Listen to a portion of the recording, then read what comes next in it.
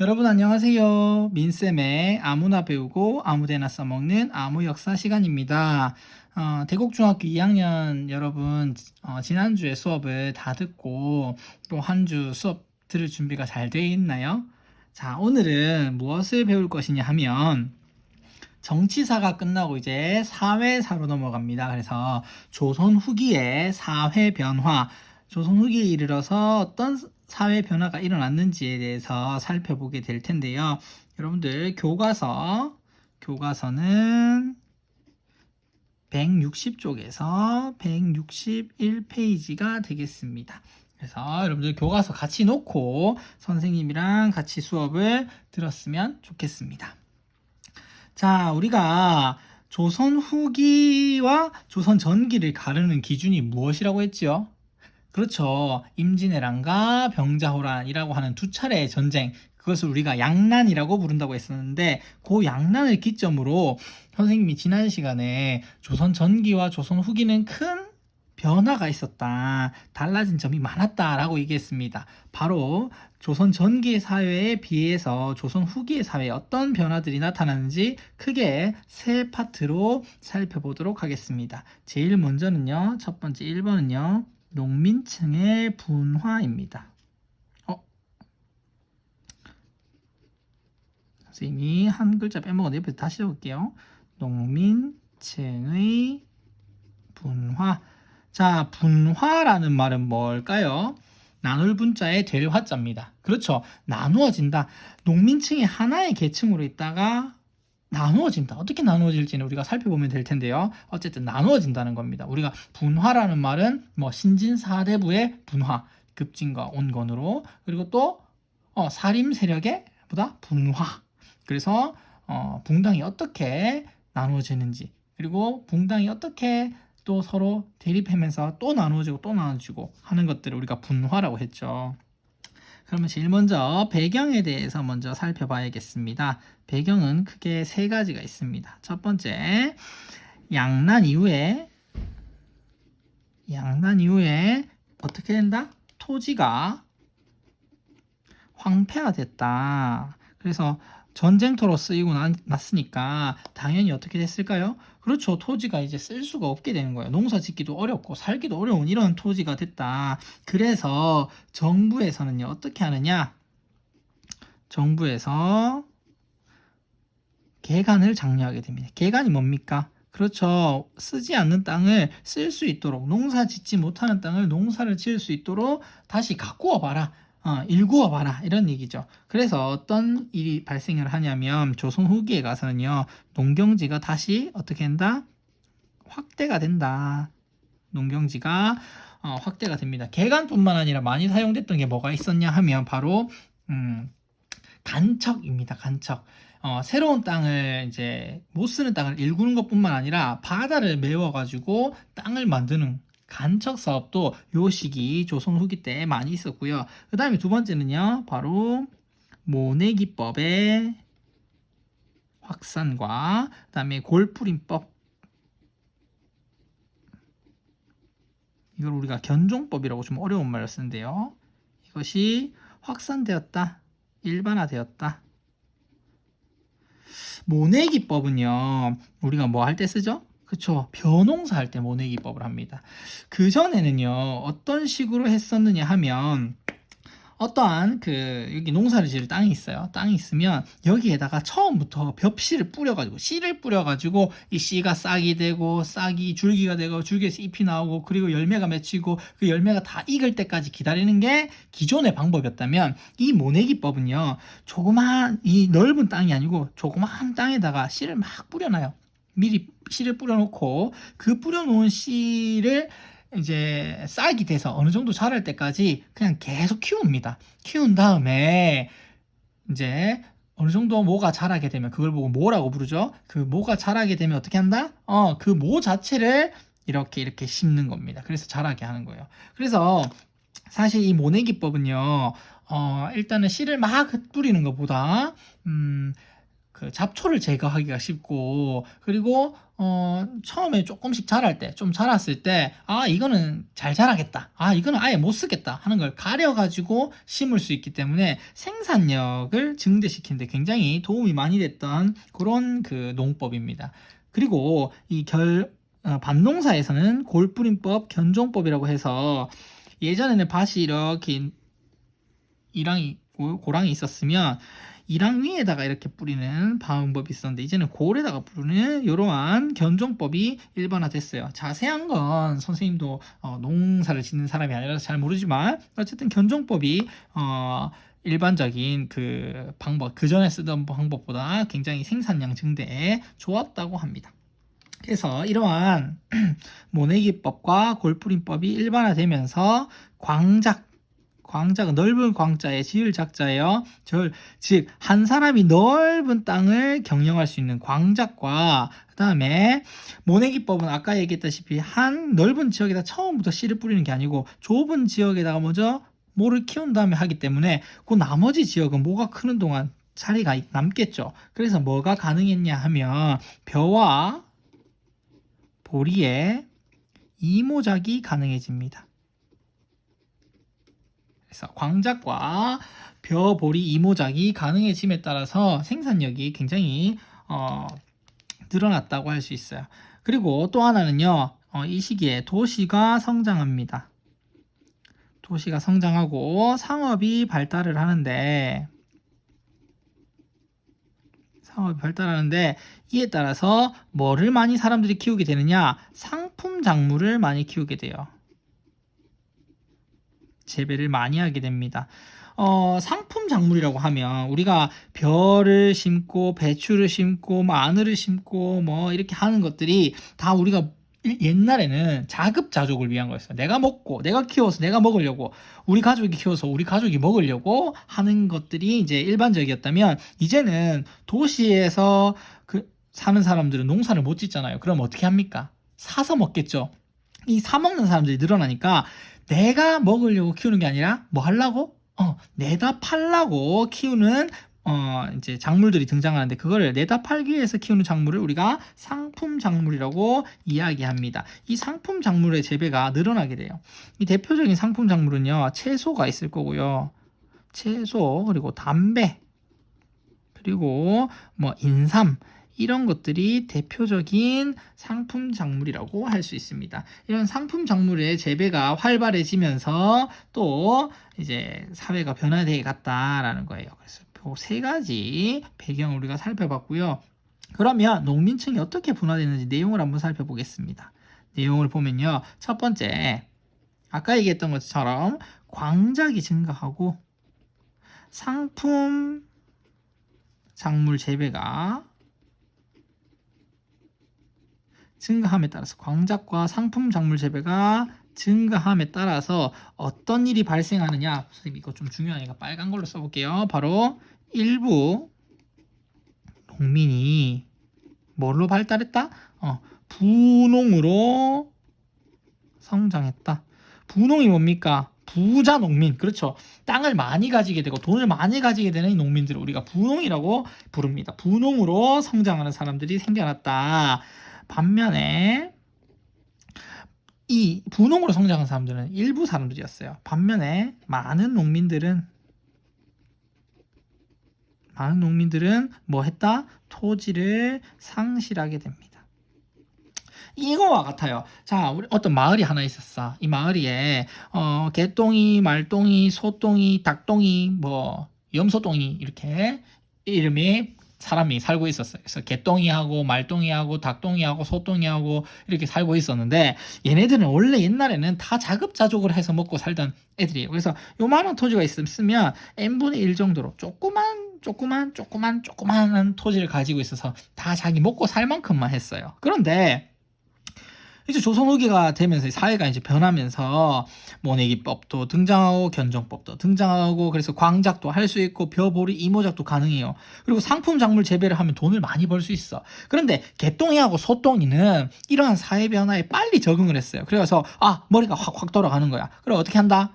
내가 이제 있던 밭을 우리가 쌀만 하던 데다가 채소도 많이 심고 담배도 심고 인삼도 심고 이렇게 하고요. 그리고 모내기법을 안 하던 땅에다 모내기법을 막 하고요. 그래가지고 생산력도 막 늘어나고 그래갖고 상품 작물 재배한 걸 팔아고 돈도 많이 벌고 이런 애들은 분홍이 됐어. 그래갖고 어떻게 하느냐? 아까 개똥이하고 소똥이라는 잘 산다 했죠. 근데 말똥이하고 닭똥이는 이런 변화에 적응을 못했어. 뭐 어떻게 하지 이러 하다가 결국엔 어떻게 됩니까? 소똥이 말똥이는 자꾸 부자가 되니까 어 개똥이하고 소똥이는 어떻게 됩니까? 자꾸 부자가 되죠. 근데 말똥이하고 닭똥이는 어떻게 해? 자꾸 먹고 살기가 힘드니까 자꾸 있는 땅을 판단 말이에요. 그러면 누가 가져가겠어? 분홍으로 성장한 사람들이 토지를 다 사가버리고 원래 가지고 있던 토지를 어떻게 된다? 많은 농민들은 상실하게 된다. 그래서 이러한 문제가 생기게 되고요. 결국에 이 많은 농민들은 자기 땅을 잃고 어떻게 되느냐? 남의 땅에서 일하는 머슴으로 전락한다든지 아니면 어떻게 하느냐? 도시로 이동해요. 그럼 도시로 이동하면 뭐 특별한 게 있느냐? 특별한 거 없습니다. 도시로 이동해서 어떻게 하느냐? 바로 임노동자가 됩니다. 임노동자 뭡니까? 임금을 받으면서 사는, 그러니까 하루 일당을 받아가지고 사는 그런 사람들로 변하게 된다라는 이제 이야기죠. 그래서 조선 후기에 농촌 사회가 똘똘 뭉친 이런 사회에서 농민층이 잘 사는 분홍과 그렇지 못한 많은 농민들로 나누어지게 됐다, 분화됐다라는 것이 첫 번째 이야기입니다. 여기까지 이해가 되나요? 두 번째는요, 상업의 발달입니다. 아까 앞서서 여기에 도시가 발달하고 상업이 발달했다는 얘기를 위해서 했는데요. 그 상업의 발달도 배경부터 한번 살펴보도록 하겠습니다. 첫 번째, 일단 아까 얘기 나왔던 농업 생산량의 생산력 혹은 생산량의 향상 올라갔다라는 뜻입니다. 올라가니까 어떻게 됩니까? 거기다가 도시 인구가 점점점 증가했다. 거기다가요, 여기서 조금 중요한 게 있습니다. 바로 뭐냐면 대동법이 실시했다. 자, 대동법은 어떤 왕 때 실시했던 거죠? 그렇죠. 광해군 때부터 실시를 했었는데 어떤 내용이었습니까? 그렇죠. 공납이라고 하는 집집마다 원래 특산물을 내던 거를 이제 토지 한 결당 12두로 고정을 해가지고 이제 돈으로, 그러니까 쌀로 받겠다 혹은 돈으로 받겠다 이런 얘기거든요. 근데 왕이 그전에는 특산물로 각 지역마다 유명한 것들을 물건을 막 이렇게 받아가지고 먹고 입고 쓰고 했단 말이에요. 근데 이제는 다 쌀로 낸단 말이야. 그럼 이제 왕은 맨날 쌀만 먹고 살 수는 없잖아. 예전에 먹고 싶던 나주 배도 먹고 싶고 상주 꽃감도 먹고 싶고 대구 사과도 먹고 싶고 울릉도의 오징어도 먹고 싶고 강릉의 명태도 먹고 싶고 뭐 먹고 싶은 게 많은데 이제 다 쌀로만 낸단 말이야. 그럼 어떻게 하겠어요? 그렇죠. 누구한테 시켜가지고 그 쌀 받은 세금으로 받은 대동법으로 받은 쌀을 가지고 어떻게 하겠다? 왕실이나 관청에 필요한 물품을 사오라고 하겠죠. 그래서 물품 거래가 활발해진다, 증가합니다.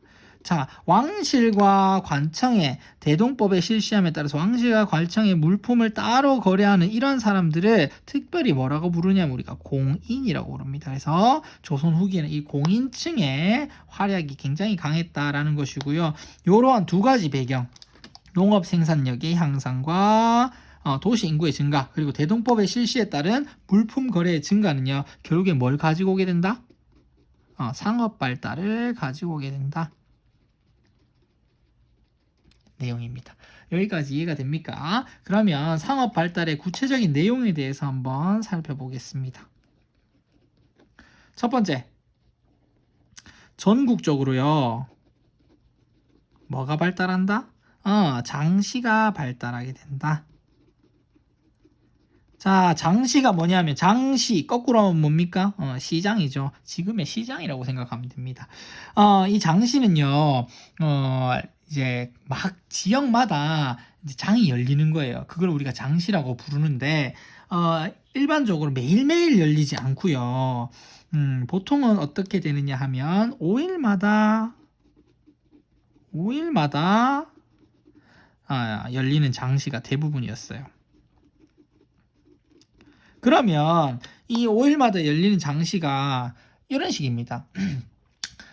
우리 만약에 대구를 예를 들면요. 우리 대곡중학교니까 대곡장이 있다고 칩시다. 이 대곡장은 1일 6일 열려요.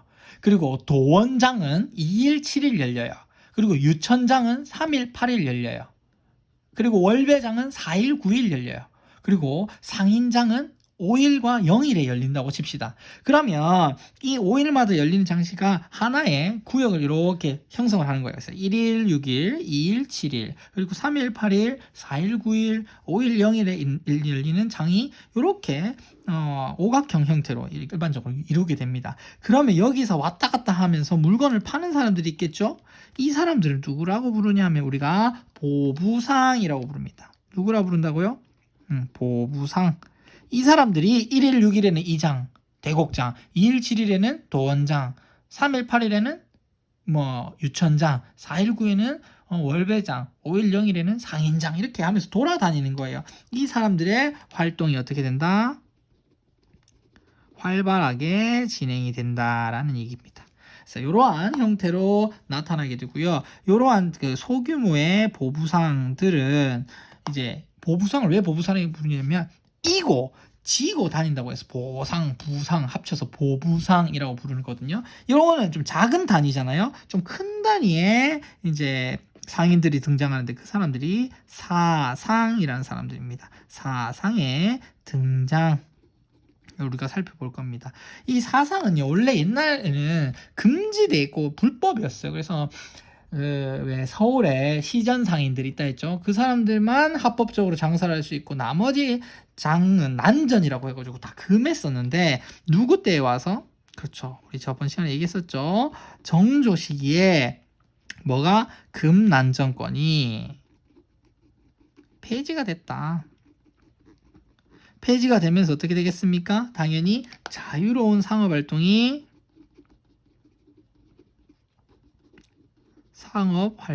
어떻다? 가능해지게 됐다. 그래서 이러한 자유로운 상업활동이 가능해지면서 뭐가 발달했다고요? 사상이라고 하는 사람들이 등장했어요. 이거는 개인사자의 상인상자라 해서 국가에서 이제 막 허락을 하고 이런 게 아니고 자기들끼리 자유롭게 하는 이런 사람들이라고 할 수 있습니다. 이 사람들은요, 18세기 이후에 대규모 자본을 가진 사상으로 성장을 합니다.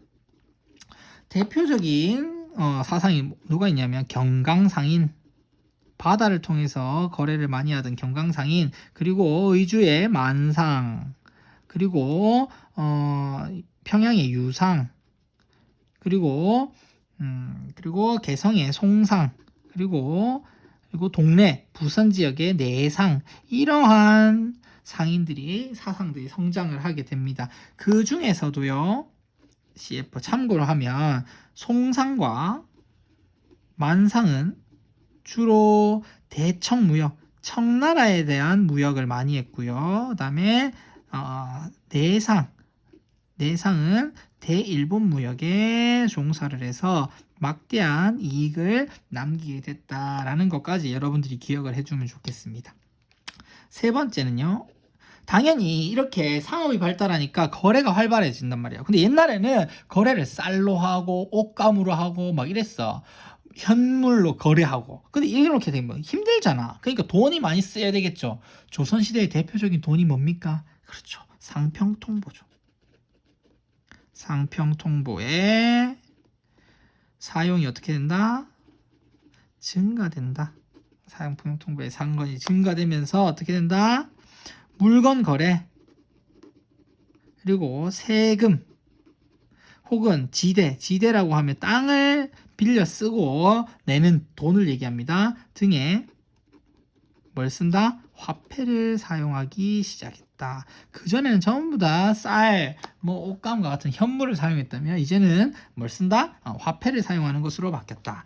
자, 상업이 발달하면 자연스럽게 또 발달하는 게 있습니다. 뭐가 있냐면 수공업이 발달하게 돼요. 손으로 물건을 만드는 수공업이 발달하게 되고, 다음에 광산을 개발하게 돼요. 왜냐면 이제 동전을 많이 쓰니까 동, 구리 이런 것들 이제 채굴 해야 되고, 은도 대일본, 대청 무역에 많이 쓰이게 되다 보니까 광산을 개발하면서요, 광업도 활발해집니다. 이런 식으로 이제 상업이 발달했다까지 이해됩니까? 다음에 선생님 이거 좀 볼까요? 위로 좀 옮겨 보겠습니다. 다음에 세 번째는요, 바로 사회 구조의 변화입니다. 이제 사회 구조가 바뀌기 시작한다라는 것인데요. 어떤 식으로 변하느냐 하면, 기존에 양반 중심의 신분제도, 신분 질서가 어떻게 된다? 문란해지게 된다. 과연 어떻게 해서 그렇게 되는지에 대해서 한번 살펴봅시다. 일단은 첫 번째, 양반 있잖아요. 양반 세력에서 일단 첫 번째 특징이 나타나기 시작합니다. 첫 번째는 뭐냐면, 우리가 붕당 정치를 이제 사림 정치에서 붕당 정치가 됐죠. 붕당 정치의 특징이 뭐냐 하면, 상대당하고 이렇게 막 토론하고 싸우고 견제하고 이런 거라 했어요. 그런데 초기에는 어땠다고 했습니까? 상대당을 인정하고 상호 비판하는 약간 건강한 스타일의 그러한 이제 붕당 정치를 했다면, 예송과 환국을 지나면서 점점 막 너 죽고 나 살자 막 이런 식으로 간다 했잖아요. 그래서 막 당이 점점 확 바뀌고 점점 떨어져 나가는 당들이 많이 생깁니다. 그러니까 몰락하는 양반들이 많이 생긴다는 거예요. 그래서 권력을 가진 소수의 양반, 이 사람들을 우리가 뭐라고 부르냐 하면 권반이라고 합니다. 권력을 가진 양반이라고 해서, 권반들은요, 특권을 강화해요. 자신들만 가질 수 있는 특권을 계속 강화해 갑니다. 그리고 다른 애들한테는 권력을 나눠주기 싫어해요. 그런데 반면에 밀려난 양반들, 이 권력에서 밀려난 양반들은, 다시 적을게요. 양반들은 지방으로 가거나, 이런 지방으로 간 양반들을 우리가 향반이라 부릅니다. 향반. 원래 서울에 있다가 서울에서 밀려나 버렸어. 지방으로 가야 해요. 혹은 평민이랑 다를 바 없게 돼버린다. 즉 몰락해버렸다. 이 몰락한 양반들을 우리가 뭐라 부르냐면 잔반이라 부릅니다. 잔반. 그래서 양반이 예전엔 다 같은 양반이었는데, 이제는 어떻게 된다? 소수의 권반과 다수의 향반, 잔반과 같은 몰락 양반들이 생겨나게 된다라는 거고요. 다음에 세 번째로는요, 신분 상승의 노력이 계속됩니다. 노력이 계속된다.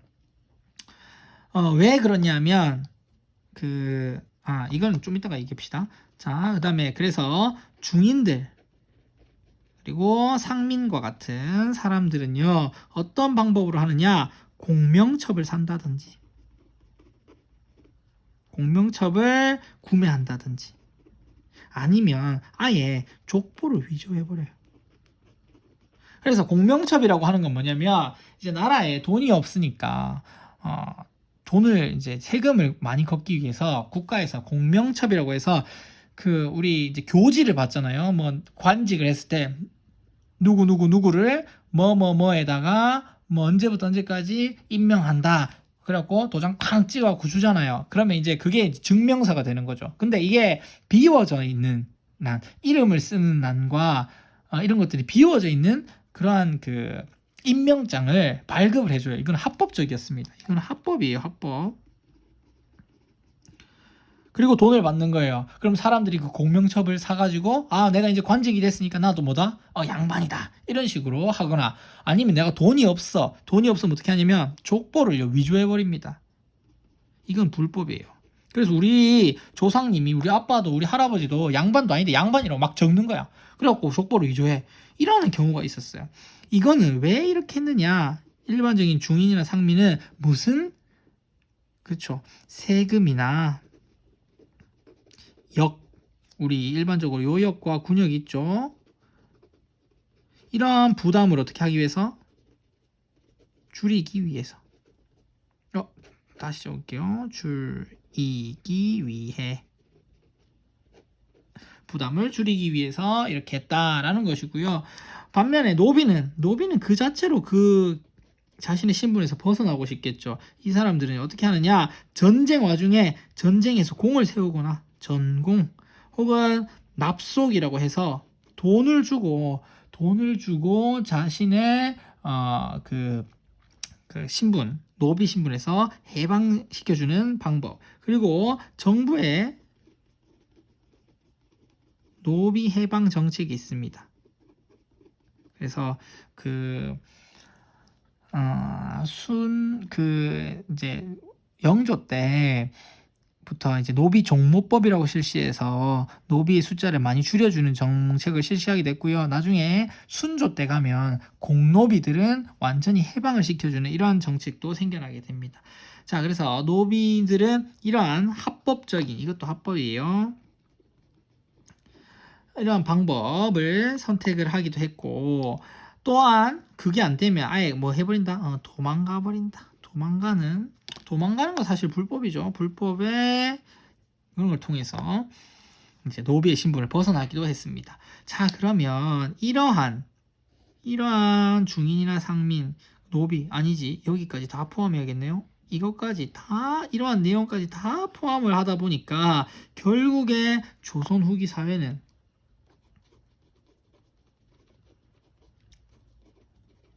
어떻게 변화했다? 그렇죠. 양반의 수는 자꾸 어떻게 된다? 늘어나고 평민과 노비의 수는 점점점 줄어든다라는 게 조선 후기의 사회적인 구조의 변화라고 할 수가 있습니다. 그래서 우리가 족보 같은 것들을 연구하는 학문이 있거든요. 그런 족보, 뭐 울산 호적, 그리고 족보가 아니라 호적, 울산 호적이나 대구 호적, 뭐 산음 호적, 뭐 단성 호적 이런 것들이 있는데, 이러한 호적들을 이제 보면 그 당시에 이러한 양반의 수와 평민의 수가 어떻게, 평민과 노비의 수가 어떻게 변해가는지 살펴볼 수가 있습니다. 그래서 여러분들 주제탐구 교과서 161% 1페이지에 주제탐구를 한번 읽어볼 수 있도록 하고요. 선생님이랑 같이 이제 읽어볼 거는 160페이지 역사 읽기 모내기법의 보급입니다.